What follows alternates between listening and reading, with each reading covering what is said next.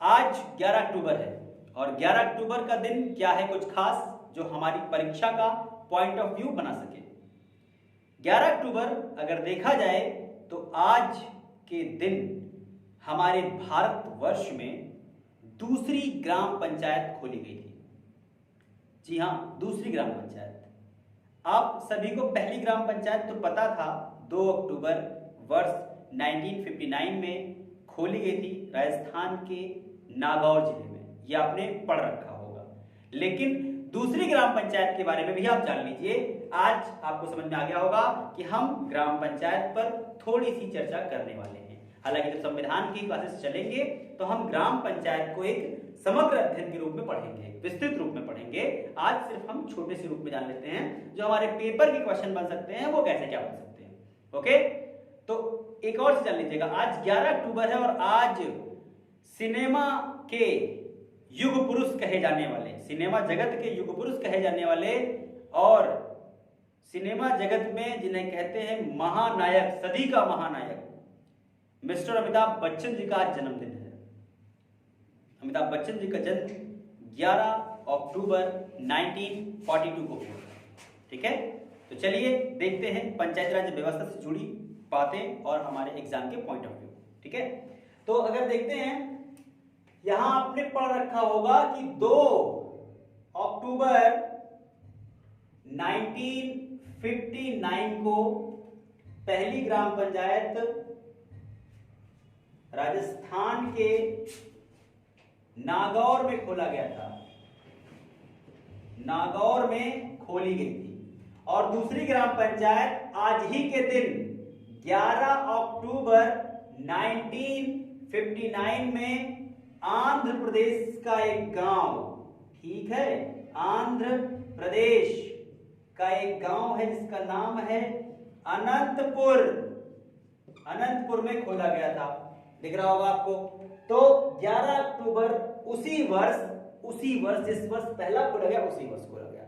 ये ग्राम पंचायत खोली तो गई, लेकिन एक प्रश्न वीडियो का अच्छा खासा आया था वीडियो के पेपर में कि ग्राम पंचायती यानी ग्राम पंचायत को भारत में लागू हुए 25 वर्ष कब हुए? ग्राम पंचायतों को भारत में 25वीं वर्षगांठ कब हुई? तो आप कब लगाएंगे जरा हमको आप बता दीजिए। ठीक है, आप कमेंट करिए, मैं आपको बताता हूं इसका सटीक आंसर कैसे निकालेंगे। देखो, इसको समझने के लिए हमको थोड़ा सा इनके इतिहास को जानना होगा, थोड़ा सा जानना होगा, ज्यादा नहीं। बहुत नॉर्मल प्रश्न होता है, वनडे एग्जाम में इससे ज्यादा डीप प्रश्न नहीं आता भाई, बहुत आराम से आता है। आप परेशान मत हो, मैं कह रहा हूं ना कि मेरे होते हुए, टीजी सर के होते हुए, दीपक सर के होते हुए आपको जीएस के किसी भी विषय में कोई दिक्कत नहीं होगी। ट्रिक्स की खान है मेरे पास, आप परेशान मत होइए, बस देखते जाइए। अभी तो शुरुआत है। वो कौन सा डायलॉग है? अभी तो मैंने स्टार्ट किया है। और एक और डायलॉग ना, पिक्चर अभी बाकी है मेरे दोस्त। तो पिक्चर तो अभी शुरू हुई है, अभी तो पार्टी शुरू हुई है। तो ये समझ में आ गया।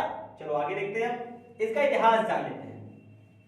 भारत जब आजाद हुआ तो भारत में आजादी के साथ साथ ही ग्राम पंचायतों की व्यवस्था की बात शुरू होने लगी, क्योंकि ग्राम पंचायतों की जो बात है वो महात्मा गांधी जी चाहते थे भारत में ग्राम पंचायत व्यवस्था हो। ये गांधी जी का सपना था। गांधी जी ने एक बात कही थी कि भारत गांव में बसता है। कांग्रेस के गांव वाले डिवीजन यानी कांग्रेस के जो गांव है जिसको कहते हैं गुवाहाटी, ये अधिवेशन 1937 फैक्चुअल अधिवेशन, उस अधिवेशन के दौरान गांधी जी ने यह बात कही थी कि भारत गांव में बसता है। अब जब भारत गांव में बसता है तो आगे चल के देखते हैं कि भारत में क्या कहानी है। गांधी जी की इस प्रवचन से इसको जोड़ने की प्रयास लगे रहे, लेकिन गांधी जी इत्तेफाक से यानी कहें आजादी के 1 साल बाद ही गांधी जी मार दिए गए। अगर गांधी जी होते तो शायद कुछ और व्यवस्थाएं नहीं निकल करके इसमें आती, लेकिन नेहरू जी गांधी जी के आदर्शों को फॉलो करते थे तो उन्होंने तुरंत इसके लिए एक समिति गठित की। और पहली समिति आप जानते हैं कि 1957 आपको लिखा मिलता है, लेकिन इसका गठन अगर हम बात करते हैं तो 56 में इसका गठन हुआ था। तो ये 1957 में एक समिति बनी जिसका नाम है बलवंत राय मेहता समिति, बलवंत राय मेहता समिति। ठीक है, ये ध्यान रखिएगा, बलवंत राय मेहता। ये 56 में गठित की गई थी। 57 में इसने रिपोर्ट सौंपी थी। उस रिपोर्ट के आधार पर इन्होंने कहा था कि त्रिस्तरीय पंचायती राज व्यवस्था होगी। ठीक है, तीन स्तर पर, ब्लॉक, जिसे ब्लॉक कहें, खंड कहें, और एक आप कहते जिला स्तर पर कह लें। ठीक है, तो ब्लॉक, खंड, जिला स्तर पर ये पंचायती राज व्यवस्था की बात कही गई थी। अब ये बातें जब हुई त्रिस्तरीय, तो इनके आधार पर पहली पंचायती राज व्यवस्था यानी कि 2 अक्टूबर, जो मैंने डेट लिखवाया था अभी, 1959 को नागौर में खोल दिया गया भैया। ठीक है, ये नागौर में हमने खोल दिया। चलो भैया, नागौर में खुल गया। अब नागौर में खुल गया तो भैया 11 अक्टूबर को भी खोल दो भैया। 11 अक्टूबर 1959 को फिर खोल दिया गया। ये अनंतपुर में खुला। एक मिनट भाई, एक गलत हो जा रहा है, अनंतपुर में खुल गया। ठीक है, अच्छा चलो भाई, दोनों खुल गए। अब उसके बाद फिर क्या हुआ भैया, ये चल रहा था, लेकिन ये प्रॉपर ढंग से स्थायी रूप से नहीं था। जब स्थायी रूप से नहीं तो क्या किया जाए, स्थायी रूप से नहीं है तो भैया सरकार बहुत दिन तक चलती रही। सरकार कांग्रेस की गिर गई। सरकार बनी 1977 में, सरकार बनी किसकी, ये जनता दल पार्टी की सरकार आई, और उस समय देश के प्रधानमंत्री देसाई जी हुए, यानी कि मोरारजी देसाई। ठीक है, गैर कांग्रेसी, पहले गैर कांग्रेसी प्रधानमंत्री पूर्ण रूप से अटल बिहारी वाजपेयी हैं। गैर कांग्रेसी की बात की थी मैंने, देसाई जी हैं। पूर्ण रूप से अटल बिहारी वाजपेयी पहले, और दूसरे पूर्ण रूप से गैर कांग्रेसी की बात करेंगे नरेंद्र मोदी जी। ठीक है, चलो भैया, अब ये जब बनी देसाई ने जो पार्टी बनाई, तो 77 में जो पार्टी, वो जो गठन समिति बन के आई, उसका नाम रहा अशोक मेहता। यहां पे बनी अशोक मेहता, ये अशोक मेहता समिति बन गई। चलो भाई, अशोक मेहता समिति, ये भाई साहब क्या काम किए, त्रिस्तरीय लेकर के आए। सिर्फ ब्लॉक लेकर, ग्राम लेकर के आए और जिला स्तर पर लेकर के, ब्लॉक छोड़ दिए उन्होंने, ब्लॉक नहीं रखा, छोटे लेवल पे उन्होंने नहीं रखा, तो 2 स्तरीय निकल के आई। लेकिन ये भी व्यवस्था लागू नहीं हो पाई। अब जब ये भी व्यवस्था लागू नहीं हो पाई तो क्या किया जाए, तो भाई चलो देखा जाए फिर क्या किया जाए। फिर भैया सरकार इंदिरा गांधी की फिर आई, इंदिरा गांधी फिर प्रधानमंत्री बनी, 80 में फिर प्रधानमंत्री बन गई वो। उसके बाद 84 में वो मार दी गई, तो उनका बेटा प्रधानमंत्री हुआ, राजीव गांधी, देश के युवा प्रधानमंत्री, 40 वर्ष में प्रधानमंत्री बनने वाले व्यक्ति वो हुए। अब उन्होंने क्या काम किया, 1987, हालांकि 86 है, गठित की गई थी, 87 में रिपोर्ट आई थी। ये आए कौन भाई साहब आए, इनका नाम है लक्ष्मी मल सिंघवी। ठीक है, ये नाम बहुत ध्यान से रखिए, इससे एक नहीं 2 मैं निकालूंगा। मैंने कहा था ना, पिछली वीडियो देखा होगा आपने, 1 पंथ 2 काज, मैं इसी से निकालूंगा, 1 पंथ 2 काज। यही मेरी खासियत है, यही मेरा सबसे बड़ा टैलेंट है दोस्त, कि बात बात में खेल जाऊंगा मैं। अभी तो मैंने आपको ट्रेलर दिखाया है, एक टॉपिक से मैं इतिहास से संविधान में, संविधान से ज्योग्राफी में, ज्योग्राफी से साइंस पहुंच जाऊंगा। आपको उसे देखना होगा, समझना होगा, बने रहिएगा, क्योंकि ये आपको भी गुरुजी यार, ये आप उछल कूद कर रहे हो, आप तो बंदरों की तरह कभी इधर कूद रहे हो, कभी इधर कूद रहे हो। हाँ चलेगा, अगर नौकरी लेना है तो आपको ये सब झेलना पड़ेगा, करना पड़ेगा। ठीक है, नो पेन नो गेन, आप जानते हैं अच्छे से। तो अब ये लक्ष्मीमल सिंघवी भाई साहब क्या थे, इन्होंने रिपोर्ट सौंपी, और इन्होंने अपनी रिपोर्ट में भी त्रिस्तरीय की बात कही। लो भैया, वही बात फिर यहां लागू हो गई। लेकिन ये लक्ष्मीमल सिंघवी भाई साहब क्या हैं, इन्हीं के कहने पर, इन्हीं के सुझाव पर भारत में प्रवासी दिवस मनाया जाता है।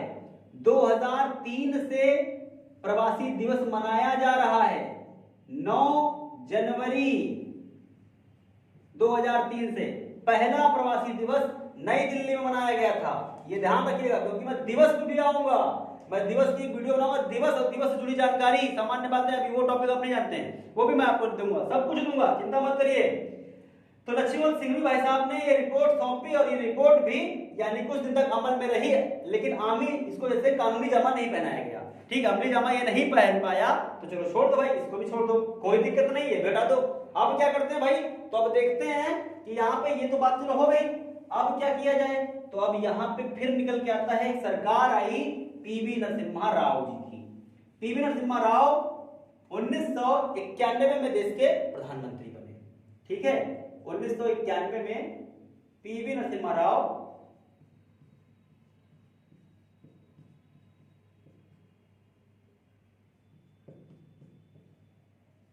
नरसिम्हा राव, ठीक है, पी नरसिम्हा राव जी देश के प्रधानमंत्री बने। अब जब ये प्रधानमंत्री बने उन्हीं कार्यकाल में 73वां संविधान संशोधन लाया गया, ठीक है, 73वां संशोधन, ठीक है, ये किया गया और ये 1992 में किया गया। अब जब 1992 में किया गया तो एक अनुसूची जोड़ी गई जिसका नाम है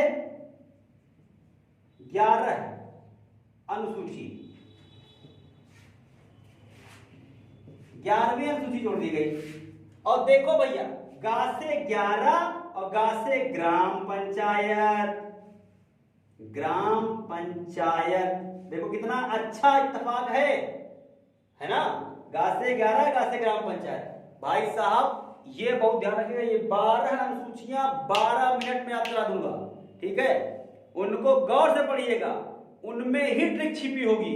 मैं जिस दिन बताऊंगा उस दिन तो मेरे गुरुजी हम तो देखे नहीं, क्योंकि पिताजी ने कहा था, मेरे बाबूजी कहते हैं कि किताबें बातें करती हैं, अगर किताबों से आप ढंग से पढ़ेंगे, किताबों से कहिए मुझे समझ में नहीं आ रहा है, मुझे रास्ता दिखाओ, तो किताबें वाकई में रास्ता दिखाती है दोस्त। ये मैं तुम्हें बता रहा हूं, मैंने कोई ट्रिक कहीं से देख के बनाई नहीं, ये ट्रिक खुद किताबों ने मुझे बताया है कि भैया गा से 11 गा से ग्राम पंचायत, दा से 10 दा से दल बदल, ठीक है, ये पूरा मिलेगा आपको, जैसे जैसे आगे बढ़ेंगे सब मिलता जाएगा। 7 से 7 7वीं सूची और 7 से संघ सूची, समवर्ती सूची, राज सूची, सब मिलेगा आपको, ठीक है।